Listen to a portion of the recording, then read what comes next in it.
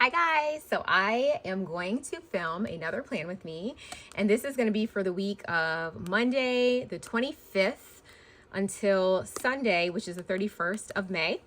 And as usual, we are going to redate. I'm using my Archer and Olive planner here, but which actually is a 2026 planner, but I am redating it because it started in November of 2025, and I redated it to start in May of 2026, just to show you how we can redate planners. And that is a very economical way. And actually, at the time of me recording, these planners are actually for sale again for $5, which I'm going to try to put a link in my stories. If it's still on sale at the time that this video goes up, I will put a link in the description bar. But otherwise, it is very important that you follow me on Instagram, because that's where I would post this kind of stuff, like, you know, right at the moment. And we actually did some May planning. We did this, which was posted by now, this, which was posted by now, and this, which was posted by now. And so now we're gonna do this one, which is our fourth one. And obviously, when I'm recording these, I use them for the actual week, but you guys see them 2 weeks later. And what I decided to use was something that we've all been hauling, and that is in the American Crafts Vault Sale. So I'm gonna use a collection called Moonlight Magic, and I talked to you guys about these Paperie kits. So we're going to use the Paperie set, and we're also going to use the sticker book, and maybe we're going to bring in the paper collection. I'm not sure. I actually got this paper pad from Ollie's. I'm not sure if it's on the website, on the American Crafts website, but I have used this, and it has really pretty paper. It's funny because I'm not really like the biggest fan of this collection, but there are some elements of it that I really like. It's funny because they have some really pretty stuff. It's like I'm not a fan of like the main elements, but there's a lot of like ancillary things that I love. I also have this washi tape pad, which has 24 washi strips. As you can see, I've used some of them, but there are some that I have not used, and so I'm going to use those. And yeah, I'm going to speed up the video because you guys know that when I plan, I got to listen to my book. I got to be in the zone, and so that's what I'm going to do.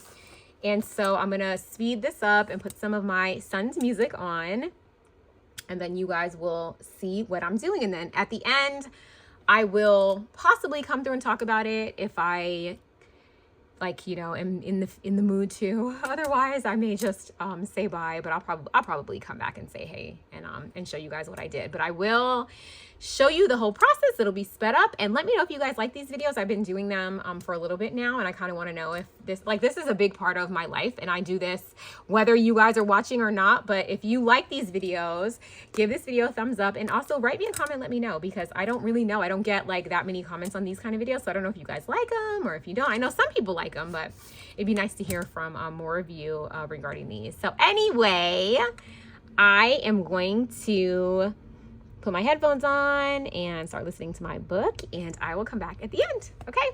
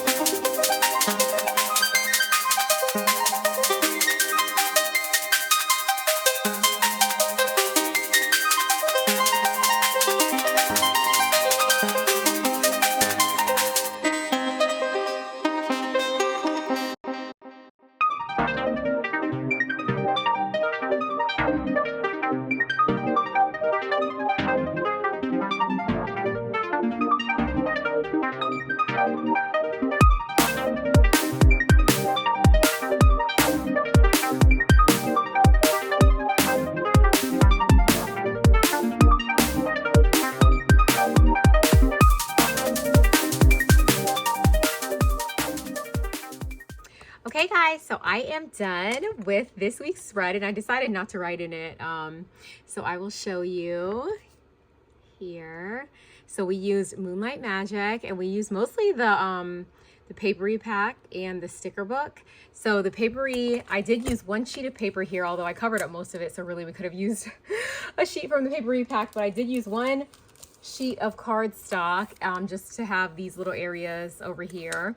And then I ended up using these thin sheets, which are literally perfect. You guys know that I organize my items. So I have my larger items from the Paperie pack. And this is what the Paperie pack, if I can still find it, I'll link it in the description bar. It's a really good price during the vault sale, but I'm not sure if they have this exact one, but they do have other Paperie packs. And I use them quite a bit for like journaling and for my planning. So as you can see, I just kind of put 2 of them here. I ripped some. Put this week, I'm going to put a to-do list of like a whole bunch of stuff that I want to get done this week. And then usually what happens is I transfer it from over here to over here. On Tuesday is my baby's 6th birthday. So I won't be crafting on this day, but I do want to publish a video. So I left myself a little tiny bit of space. Other than that, I usually find ways to use items in the sticker book as bullet points, and that's what I did here. This is actually a piece from the Paperie pack that I just glued on here. And then yeah, so the sticker book and the Paperie pack are mainly what I used. Of course I have a ton of it left over. I even use some of these little washi. This is a washi sticker that comes in the Paperie pack. I literally love the Paperie pack. And the sticker books, they're kind of like my favorite parts of a lot of collections now when it comes to like planning and journaling. And then of course I love the paper for crafting. So yeah, so that is what I use. So I did use Moonlight Magic. It's a pretty collection. It's funny because there are some elements to it that I don't like in the ephemera. Like I don't like the fairies. They look kind of weird to me. Other than that, and then like, you know, there's some happily ever after kind of elements because it's supposed to be kind of like a fairy tale, but I think that this spread came out super duper cute and I'm really happy with it. And this kind of looks junk journal-y, so I think that's preparing me for my junk journal that I'm going to work on. So I've been kind of trying to play around with papers and layering and ripping and tearing and stuff like that. So I'm really happy with this. And I love that the Paperie pack came with this grid paper because then I can write my to-do list on grid paper, which is my favorite. I like grid and I like dot grid. And so, yeah, so I'm going to take pictures because I am trying to post better and do better on Instagram and for the thumbnail. And then I'm going to get writing in this. And I think I'll probably show you guys the after the pen, like the next week. Like, so this was last week's after the pen. I mean, these are just like tasks that I need to do. So they're not really anything fun anyway. The fun is in the decorating. So anyway, you guys, thank you so much for watching and I will see you in the next one. Bye.